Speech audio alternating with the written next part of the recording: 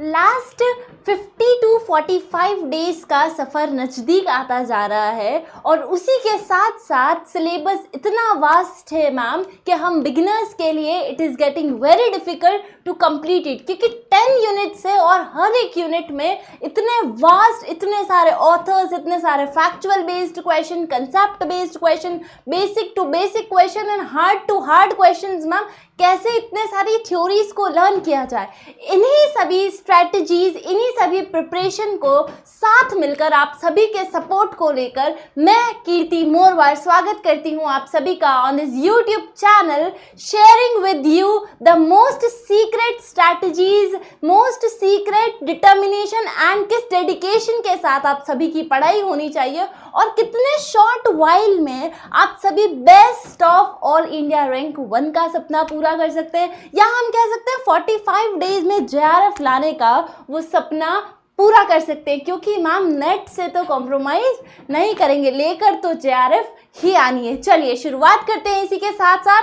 And another information for you, this is the WhatsApp community channel जिसका link जो है वो डिस्क्रिप्शन बॉक्स में दे दिया गया है for only and only UGC net aspirants and other aspirants also. What does this include? इसके अंदर क्या इंक्लूड होता है? Basically all the PDFs, video lectures, live sessions, live PDFs and live chats available for you, so that आप क्या कर सकते हैं, अपनी क्वेरीज, अपनी प्रॉब्लम्स टेक्निकल टीम के साथ शेयर कर सकते हैं, so that you can get answers and support from the team. चलिए शुरुआत करते हैं उसी के साथ साथ और चलते हैं आप सभी के साथ ऑन द सिलेबस की ओर। और उस सिलेबस के अंदर क्या होने वाला है, कितना पढ़ना, और मैम इतना ही पढ़े कि हो जाए क्लियर, तो कितना पढ़े चलिए देखते हैं। Because in A short while कितने से कितना ज़्यादा आउटपुट निकाला जा सकता है वो पूरा इन 10 यूनिट्स के हाथों में है। बेसिकली जो हमारी फर्स्ट यूनिट है वो है बिजनेस एनवायरनमेंट, सेकेंड है accounts and auditing, business economics, business finance, statistics and research methods, HRM and business management, banking and financial institution, marketing management, legal aspects of business and last and final income tax and corporate tax planning. चलिए शुरुआत करते हैं इसी के साथ साथ unit number first में। Basically unit number first जो कहती है वो होता है कंसेप्ट ऑफ बिजनेस एनवायरनमेंट। पहला जो इसका फंडा है वो है बेसिकली यूनिट नंबर 1 का बिजनेस एनवायरनमेंट, सेकंड आता है 2 पार्ट्स में डिवाइडेड यूनिट, ठीक है। अब फर्स्ट जो यूनिट का जो फर्स्ट पार्ट 1 और पार्ट 2 में जो ये यूनिट डिवाइडेड है, पार्ट 1 के अंदर हम क्या पढ़ सकते हैं, पहला हो जाएगा माइक्रो एंड मैक्रो इकोनॉमिक्स। ये सबसे इंपॉर्टेंट है क्योंकि ये बहुत ईजी भी है मैम और डायरेक्ट क्वेश्चन आ भी जाते हैं। माइक्रो के अंदर सारे इंटरनल जो फर्म्स की पॉलिसीज वगैरह होती है और मैक्रो के अंदर पेस्टल मॉडल आता है, pastel is trick for you. चलिए उसी के साथ साथ फिस्कल एंड मॉनिटरी पॉलिसीज है, और क्या हो सकता है, तो बेसिकली मैक्रो के अंदर ही आ गया पेस्टल, और पेस्टल की बात करी जाए तो ये सारी चीज़ें उसके अंदर इंक्लूड हो गई है। उसके बाद क्या होता है ma'am important, first is this important, second, तो सेकंड की बात करा जाए तो वो हो जाएगा कॉपीराइट कंज्यूमर प्रोटेक्शन एक्ट, है ना, जो कि पहले 1986 था और अब उसका 2019 हो गया है। उसके अंदर क्या पढ़ना होता है मैम, सेक्शन जो है कॉपरा एक्ट के वो बहुत ज़्यादा है ना, बहुत ज़्यादा सेक्शंस है और बहुत सारे क्वेश्चंस बनने के चांसेस है, तो कितना करा जाए मैम, तो बेसिकली इसके अंदर से सबसे ज़्यादा जो क्वेश्चंस होते हैं वो ये आते हैं कि कमिटीज़ कितनी होती है, कौन प्रेसिडेंट होता है, कौन इसको हैंडल करता है, और प्रिसीडिंग ऑफिसर्स कौन है, और नंबर ऑफ मेंबर्स कौन है। तो 1986 में तो मेंबर्स कितने थे, 2 to 4 था, यानी डिस्ट्रिक्ट में 2, स्टेट में 2 एंड 4 इन नेशनल, और 2019 में जब अमेंडमेंट हुआ तो 244 हो गया। तो बस यही शॉर्ट ट्रिक्स से हमको याद करना है क्योंकि सबसे ज़्यादा क्वेश्चंस तो यही आते हैं, और पेनल्टीज क्या लगती है। फिर आगे चलते हैं तो कॉर्पोरेट सोशल रिस्पॉन्सिबिलिटीज से क्वेश्चन आता है, क्या आता है कि CSR में इसका भी शॉर्टकट है। इसका शॉर्टकट क्या है, तो मैम इसका शॉर्टकट है WTNP, worth, turnover and profit, ये है। तो बस इसी से ये मेन आता है बेसिकली, और 2% जो होता है वो कंपनी को अकाउंटिंग ईयर में इन द 3 प्रीसीडिंग ईयर्स देना पड़ता है। तो पहला तो हो गया माइक्रो एंड मैक्रो, बिल्कुल ma'am, just see what I am saying, और फिर क्वेश्चंस करके देखना, you will get to know कि मैम ने क्या बताया, और लिटरली क्वेश्चंस यहीं से आए हैं। एंड सेकंड हो गया CSR। चलिए आगे चलते हैं, international business, globalisation, entry into international business. अब बेसिकली इसमें जो इंपॉर्टेंट चीज़ पूछी जाती है वो पूछी जाती है एंट्री मोड्स, है ना, एंट्री मोड्स के अंदर क्या होता है ना, जैसे लाइसेंसिंग, फ्रेंचाइजिंग, एमएनसीज कैसे आया है ना, टर्न की ऑपरेशन क्या होते हैं, बिल्ड ऑन ऑपरेशंस क्या होते हैं, ये सारी चीज़ें पूछी जाती है। अगर आगे चला जाए तो लास्ट एंड फाइनल चीज़ जो आप सभी को पढ़नी होती है वो होती है इंटरनेशनल ट्रेड थ्योरीज। अब इंटरनेशनल ट्रेड थ्योरीज की बात किया जाए तो इंटरनेशनल ट्रेड की कुछ थ्योरीज है, और वो थ्योरीज कौन कौन सी, जैसे मर्केंटाइल थ्योरी है, एब्सोल्यूट एडवांटेज थ्योरी है, मर्केंटाइल के बाद एब्सोल्यूट एडवांटेज थ्योरी किसने दी है ये पूछ लेते हैं, तो एडम स्मिथ जी ने दी है, कब दी है, क्या कहती है वो, फिर उसके बाद नेक्स्ट ऐसे ही सारी थ्योरीज चलती जाती है। पोर्टर्स की थ्योरी आ गई। चलिए उसके साथ साथ नेक्स्ट क्या है, तो नेक्स्ट आ जाता है मैम 5th नंबर पर, और वो है, let's shift, wait a second, चलिए ये सेकेंड पार्ट ही चल रहा है, आफ्टर इंटरनेशनल थ्योरीज का ही पार्ट चल रहा है। Foreign direct investments, FDI, FPI, types, cost, benefits, host country and, ठीक है। तो सबसे पहली चीज अब इसके अंदर 5th नंबर पे यदि हम देख रहे हैं तो 5th नंबर पर मैम एफडीआई आता है एंड एफआईआई का जो क्रक्स होता है, फेरा फेमा पूछ लेते हैं ma'am, foreign exchange regulation act and foreign exchange management act, ये हो गया मैम, ठीक है। इसका ईयर कब है और इसका ईयर कब है, मोस्टली ये क्वेश्चन तो इतना डीपली नहीं पढ़ना होता है। यदि हमको पता है कि कंसेप्ट में बहुत मैचिंग्स में से आते हैं, जैसे इंटरनेशनल थ्योरी से बहुत सारे क्वेश्चंस बनते हैं ना, हर साल एक क्वेश्चन बना फिक्स है, तो हमको पता है जब इन्हीं से क्वेश्चंस आ रहे हैं तो हम इतना डेप्थ में हर चीज़ क्यों पढ़नी है। Use your quality mind for the knowledge. Okay चलिए आगे चलते हैं। उसके साथ साथ तो ट्रेंड्स इन एफडीआई इंडिया, चलो ये भी नहीं मैम, ये भी नहीं, व्हाट इज इंपॉर्टेंट हम उस पर फोकस कर रहे हैं बिकॉज टाइम बहुत कम है, ठीक है। चलिए आगे चलते हैं इसी के साथ साथ, और अब हमारा जो है इंपॉर्टेंट आ चुकी है चीज़, वो हो जाएगी regional economic integration. Regional economic integration के अंदर एशियन में कंट्रीज कितनी है, कौन उनके मेंबर्स है, वो पूछा जाता है। सार्क में कितने हैं और नाफ्टा के अंदर कितने हैं, है ना। इसका फुल फॉर्म है उस्मक का, US, Mexico and one more is there. So ये हो गया नाफ्टा, सार्क, एशियन के अंदर, ईयू के अंदर रीजनल ट्रेड अग्रीमेंट्स आ गए, और एक इसका शॉर्ट फॉर्म ये पटा फटा EU PU something like this, इसका एक शॉर्ट फॉर्म भी है CU CM EU and PU, है ना, CU CM EU and PU। Preferential trade agreement, foreign trade agreement, custom unions, custom economic unions and PU is political unions. तो ये short form हो गया रीजनल इकोनॉमिक ट्रेड का, ठीक है। Regional integrations का जो इसका क्या क्या क्या अग्रीमेंट्स होते हैं उस पर जो बेस्ड है, तो बेसिकली ये हो जाता है ma'am. And last and final जो क्वेश्चंस आते हैं सबसे ज़्यादा, this is important and this is important, और ऊपर वाली international trade theories. This 3 topics are very very important for you. हर साल क्वेश्चंस आते हैं। क्या है मैम वो, WTO कब आया था, क्या अग्रीमेंट्स है, गैट और WTO में क्या डिफरेंसेस है, WTO के प्रिंसिपल्स क्या है ये पूछ लेते हैं, फंक्शंस एंड ऑब्जेक्टिव पूछ लेते हैं, गैट्स क्या है ना, general agreement on trade in services. Trips जो है ये इंटेलेक्चुअल प्रॉपर्टी राइट पर बेस्ड है, और ये इन्वेस्टमेंट मेजर्स पर बेस्ड है। तो बेसिकली ये होता है। तो हमको क्या पढ़ना है, माइक्रो एंड मैक्रो इकोनॉमिक्स, बिल्कुल ma'am, not economics, it's environment, okay. फिर हमको क्या पढ़ना होता है, तो basically international theories, regional economic integration, regional integrations, international economic theories and international business की थ्योरीज। तो basically this is an copra act. तो बेसिकली ये पूरा जो क्रक्स है ये बन जाता है हमारा फर्स्ट यूनिट का। चलिए उसी के साथ साथ सेकेंड यूनिट पर चलते हैं, और जो सेकेंड यूनिट है हमारी that is based on accounting and auditing. Accounting and auditing के अंदर बेसिक जो चीज़ पूछी जाती है वो होती है अकाउंटिंग प्रिंसिपल्स पर बेस्ड। फॉर एग्जाम्पल इस पर क्वेश्चन आता है प्रूडेंस प्रिंसिपल पर, या फिर हम कह सकते हैं कि सारा एंटीसिपेट आपको इनकम्स एंड प्रॉफिट्स नहीं करने, you have to anticipate losses also. Ma'am तो कंसेप्ट भी समझा रहे हैं ना, सो यू शुड नो कि बेसिक्स इतने क्लियर होने चाहिए हमें कि हम पढ़ रहे हैं टॉपिक और आंसर्स हमारे मन में होने चाहिए, है ना। पॉस्टुलेट्स एंड कंसेप्ट्स, तो this is important. Partnership account से क्वेश्चन आता है किस पर, तो मैम ये क्वेश्चन बनता है प्रॉफिट रेशियोज पर, है ना। इसने इतने में बांटा, उसको बांटा, ये बांटा, वो वाली चीज़ हो गई प्रॉफिट रेशियो, है ना। Calculate the ratio, retirement, death, dissolution, इन्हीं सभी के रेशियोज आते हैं। और क्या आ सकता है, री इशू ऑफ शेयर्स, तो for feature and re issue का क्वेश्चन बन सकता है, ठीक है मैम। और क्या बन सकता है, तो देखते जाते हैं। तो नेक्स्ट आ जाता है cost and management accounting. Now you can see क्या पढ़ना है आप सभी को। Not to go so deeply. और एक गुडविल का क्वेश्चन भी आता है, इसमें गुडविल दे नहीं रखा है, आई थिंक सो, गुडविल से भी क्वेश्चन आता है, डॉग गुडविल, कैट गुडविल का। चलिए then next come cost and management accounting में ये जो पोर्शन है, ठीक है, just in time inventory, trading cost, kaizen costing, target costing, process costing, budgetary and break even analysis, UGC NET में सबसे ज़्यादा क्वेश्चन आते हैं हमारा यहीं से। तो this is the very very important वाला टॉपिक है ये, ठीक है। चलिए उसी के साथ चलते हैं आगे। फिनेंशियल स्टेटमेंट, रेशियो एनालिसिस से इतने क्वेश्चंस नहीं होते हैं।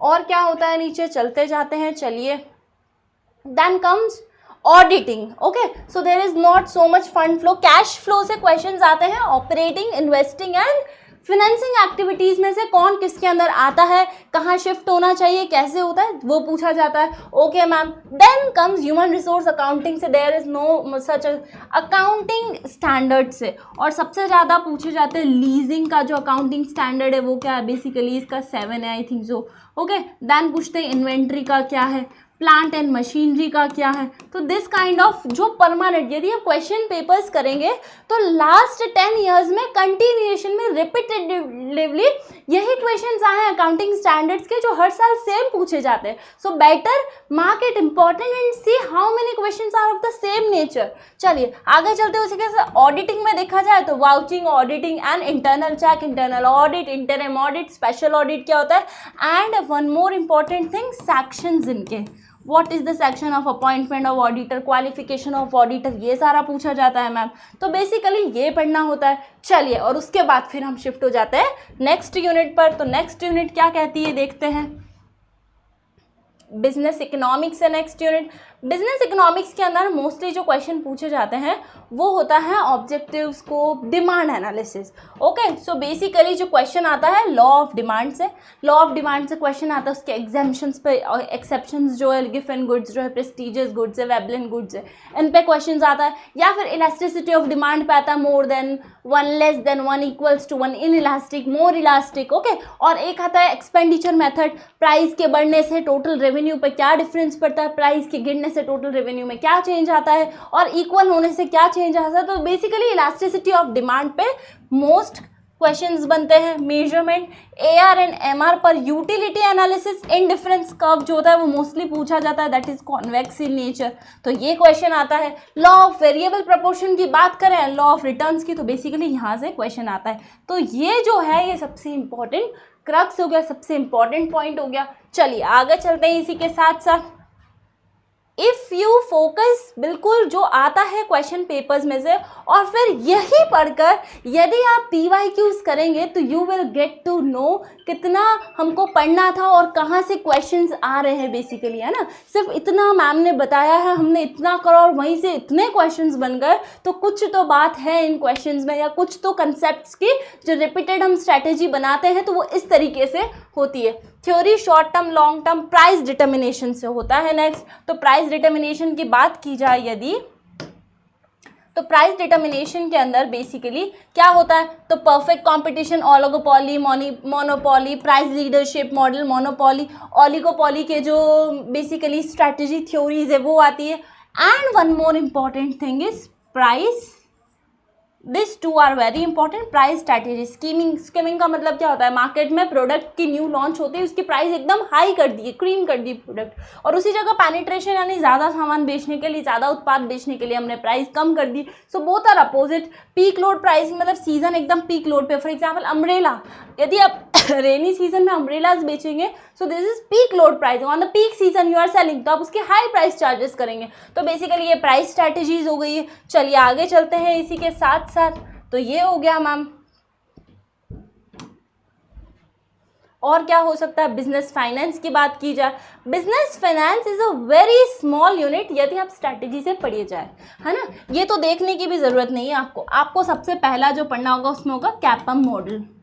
CAPM model. ये क्या है मैम? आप जल्दी से जाकर अभिमन्यु बैच परचेज कर सकते हैं RPSC अड्डा का, तो you will get to know each and everything. कैसे मैम ने इतना शॉर्ट ट्रिक से इतने शॉर्ट पीरियड ऑफ वाइल में मैम ने इतना सारा पढ़ा दिया और इतना बेस्ट ऑफ आउटपुट हम दे रहे हैं, है ना। चलिए, तो कैपम मॉडल हो गया। उसके बाद 3 चीज़ें हमको सबसे ज़्यादा जो हमने शॉर्ट ट्रिक से बनाई है और वो हम कर सकते हैं, वो क्या है? तो बेसिकली जो क्वेश्चन आता है वो आता है capital budgeting, working capital management and capital structure, और ये यूनिट यहीं फिनिश हो जाती है। ठीक है, बेसिकली कैपिटल स्ट्रक्चर के अंदर कुछ मेथड्स दे रखे हैं, कैपिटल बजटिंग के अंदर एंड वर्किंग कैपिटल मैनेजमेंट। ये जो 3 जो सबसे बड़े इसका जो क्रक्स है फाइनेंस का, वो यही है यदि हम बात करें तो। ठीक है, एंड एक ऑपरेटिंग लेवरेज, फाइनेंसिंग लेवरेज, और एक और क्या होता है? कंबाइंड लेवरेज होता है, international monetary system, FEMA, exchanging, hedging, financial markets, instruments, ADR and multinational. तो बेसिकली ये 3 चीज़ें होती है, capital structure, net present value, traditional value, net operating value. What is it? This is basically कौन कौन time value को consider करता है, नहीं कंसीडर करता है। वर्किंग कैपिटल मैनेजमेंट के अंदर थ्योरीज एंड पॉलिसीज, इसकी जो एनालिसिस है, एंड इंटरनेशनल मॉनिटरी सिस्टम की बात की जाए, मल्टीनेशनल कैपिटल बजटिंग। तो बेसिकली इस पर क्वेश्चंस होते हैं। ठीक है मैम, यस, बेसिकली इन्हीं पे क्वेश्चन। यदि आप इन्हीं की थ्योरीज, वॉल्टर मॉडल्स जो होता है, गॉर्डन्स मॉडल्स जो है, ये सारे मॉडल्स क्या कहते हैं, इन्हीं को यदि आप बहुत बेसिक से ध्यान से पढ़ेंगे ना, तो this unit will be the easiest unit for you. चलिए, एंड ऑपरेटिंग लेवरेज पे भी क्वेश्चंस आते हैं। Operating leverage, OL, FL and CL। चलिए आगे चलते हैं। इसी के साथ साथ 5th unit we are on. 5th unit is very lengthy, little lengthy unit, but यदि आपके बेसिक्स जो है, आपके कंसेप्ट्स बिल्कुल you are good at calculations and tricks and you know what measurements, you will get this unit very easy. पहला हो गया mean mode median, है ना, MMM।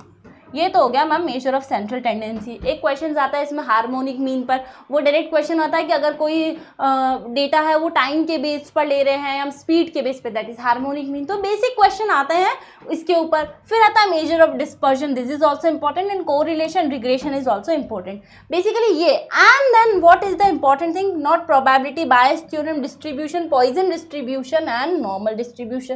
Then research concept and types of research. अब आपको दिख रहा है ये types of research, but literally if you will go into the research वाला जो ये जो कंसेप्ट, ये आपके पेपर 1 एंड पेपर 2 सबके लिए कॉमन है, तो ये थोड़ी सी ईजी होगी for you to read less, because क्या होगा ना, 2 यूनिट्स का एक ही का क्रक्स पढ़ना पड़ रहा है हमको। और टाइप्स की बात किया तो यू नो कितने टाइप्स है रिसर्च के, fundamental, exploratory, descriptive, so many types. तो ये सबसे वेरी वेरी इंपॉर्टेंट है, और बेसिकली ये फर्स्ट पार्ट में भी आता है, तो this will be a little easier for you. और क्या होता है, data collection, sampling, probability and non probability sampling, है ना, इसके भी शॉर्ट फॉर्म है, random sampling, stratified sampling and cluster sampling आती है, जो कि प्रोबेबिलिटी के नॉन प्रोबेबिलिटी में क्या आती है वो पूछ लिया। स्नोबॉल सैम्पलिंग क्या होती है, ये भी सबसे ज़्यादा क्वेश्चन पूछा गया है। स्नोबॉल सैम्पलिंग क्या होता है, बेसिकली यहाँ पर ये चीज़ होती है मैम कि इफ़ अगर कोई ड्रगिस्ट है, वो ड्रगिस्ट मीन्स जो ड्रग लेता है जो भी पर्सन, तो वही बता सकता है, अगर मैं डेटा कलेक्ट कर रही हूँ कि कौन कौन ड्रग कंज्यूम करता है ना, या कौन कौन मेडिसिन, ये पर्टिकुलर मेडिसिन कंज्यूम करता है, तो वही बता सकता है मुझे कि मैम ये जो है आप इससे अगर पूछ सकते हैं या उससे। तो ये क्या है, इन्फॉर्मेंट टू इन्फॉर्मेंट, नेक्स्ट जो इन्फॉर्मेंट है उनकी जानकारी देता है, उनकी इन्फॉर्मेशन देता है, उसे स्नोबॉल कहते हैं। Hypothesis testing, Z, T test, ANOVA, chi square, Mann Whitney, Kruskal Wallis, rank correlation test, and this वाला जो पार्ट है ये सबसे इम्पॉर्टेंट हो जाएगा। चलिए मैम आगे चलते हैं। इसी के साथ साथ ये इतना पढ़ना ज़रूरी नहीं होता है, अपार्ट अगर आप पढ़ रहे हैं तो well and good and very best वाली चीज़ हो जाएगी ये तो, है ना। लेकिन if you have very less time then best option is this कि आप कम से कम टाइम में ज़्यादा से ज़्यादा आउटपुट पढ़ सकें, ले सकें, है ना। चलिए आगे चलते हैं, and we are on the 6th unit. Best unit है, सबसे लेंथी यूनिट है पूरे सिलेबस की। बेसिकली इसमें हो गया principles and functions of management, principles of management के अंदर, इसके अंदर पूछा क्या है इन्होंने पूरा school of management thought they दिया है। This is not very small. School of management thought के अंदर जितनी भी थ्योरीज है प्री पीरियड में, क्लासिकल पीरियड में एंड नियो क्लासिकल पीरियड, और साथ ही लास्ट जो पीरियड है दैट इज़ मॉडर्न। अब आपको यही पढ़ना है बेसिकली बिजनेस मैनेजमेंट के अंदर। ये हो गया। देन काम होता है ऑर्गेनाइजेशन की। यदि बात की जाए तो ऑर्गेनाइजेशन के अंदर आता है फॉर्मल, इनफॉर्मल ऑर्गेनाइजेशन, बिल्कुल ये भी important, responsibility, motivation, leadership, corporate governance, human resource management functions, recruitment, selection, job. Basically ये जो यूनिट है ये पूरी थियोरेटिकल बेस्ड है ना, this is basically based on theory. और जितना आपका थ्योरी का पोर्शन है वो पूरा कहीं ना कहीं कॉमन सेंस और ट्रिक्स पर बेस्ड होता है। तो यदि हम बात करें ये formal organisation and informal organisation की बात किया जाए, मोटिवेशन के जो थ्योरीज है या मोटिवेशन के सबसे process and concept theories, 2 theories होती है ना, वो पढ़ना ज़रूरी हो जाती है। फिर क्या होता है मैम, ये परफॉर्मेंस अप्रेजल की ट्रेडिशनल एंड मॉडर्न वाली टेक्निक्स हो जाती है। दैन क्वेश्चंस, तो बेसिकली इसमें कहीं ना कहीं एक दो क्वेश्चन हर बार कहीं ना कहीं से बनते ही है, क्योंकि ये बहुत वास्ट कंसेप्ट होता है। तो बेसिकली ये हो जाता है इसके अंदर organisational development. So this is a little vast unit, तो आपको पढ़ना ही होता है ये, ठीक है। चलिए थोड़ा सा और चलते हैं आगे। We are on the 7th unit. 7th unit के अंदर टोटल जो क्वेश्चंस आते हैं वो क्वेश्चंस बनते हैं आप सभी के banking and regulation act, banking and financial institutions पर, types of banks, RRBs, foreign banks and cooperative banks, RBI कब स्टैब्लिश हुआ, एंड बेसिकली जो क्वेश्चंस आते हैं यहाँ से वो आते हैं ईयर्स के, है ना। आईसीआईसीआई कब आया, आईडीएफसी बैंक कब आया, आरबीआई का कौन सा ईयर है, कब इन्फोर्स में आया था एक्ट, ये सारे financial market and capital market से और क्वेश्चंस आते हैं। Then comes mutual funds, pension sector, digitisation, internet banking and the most important insurance. ये जो होता है ये सबसे ज़्यादा आपको फोकस करना होता है, इंडियन फाइनेंशियल सिस्टम। एंड यहाँ पर बात हो रही है बेसल नॉर्म्स जो 3 है टोटल। तो ये थोड़ा सा स्टार्टिंग का जो इसका पार्ट है ये थोड़ा सा इंपॉर्टेंट होता है, it is not so much in depth. पीछे वाला जो पार्ट है this one is more important. चलिए आगे चलते हैं इसी के साथ साथ, एंड हमारी 8th यूनिट पर है अब हम। मार्केटिंग यूनिट, 4 मार्केटिंग मिक्स किसने दिए हैं, चैनल्स कौन से हैं मार्केटिंग के, market segmentation, market targeting, positions, product decisions, नहीं product decisions is not so important. Basically marketing, new product development का प्रोसेस पूछा जाता है, ठीक है। So market this important. और फिर उसके बाद आपसे क्या पूछा जाता है वो देखते हैं। प्रमोशन, सेल्स प्रमोशन की टेक्निक्स पर जो क्वेश्चंस आता है, this is important part, okay. Then come consumer behaviour, segmentation, targeting and positioning वाला पार्ट बहुत इंपॉर्टेंट है। Factors influencing this consumer buying behaviour, service marketing and logistic management, this is the important term. चलिए आगे चलते हैं।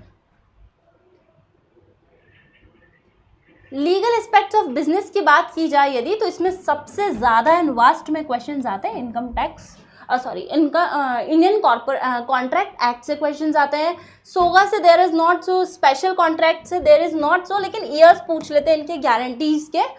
Cell of goods act, negotiable instrument act, companies act, legal limited partnership, competition act is very important, information technology act is very important, this is negotiable instrument act. और यदि हम आगे चलें तो लास्ट है RTI act, this is the, ये 3 जो है इंटेलेक्चुअल प्रॉपर्टी राइट्स एक्ट भी है किसी के अंदर, आई थिंक सो, हाँ ये रहा intellectual property rights act. This 1 2 3 4 5 and 6 out of 12 और 13, यदि आप 6 एक्ट्स भी ध्यान से पढ़ लें तो this is enough for you. And going with to the last unit, let's see income tax. तो सीएफ का पूरा आ गया सिलेबस, है ना।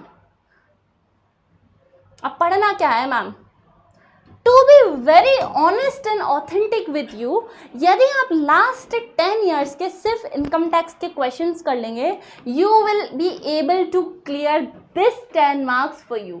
पूरे 10 नंबर आपके होंगे यदि सिर्फ और सिर्फ, I am not saying you कि ये पढ़िए या ये पढ़िए, just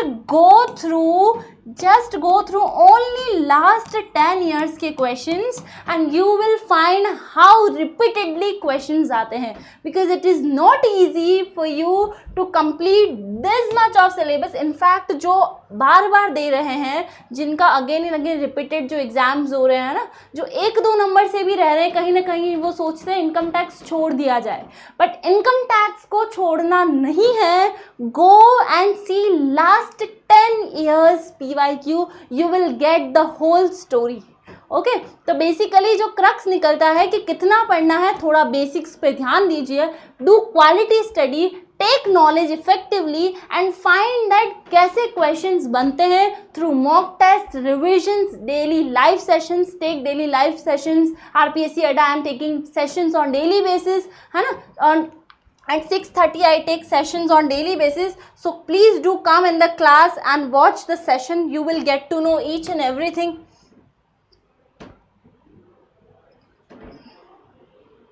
Okay, so where were we?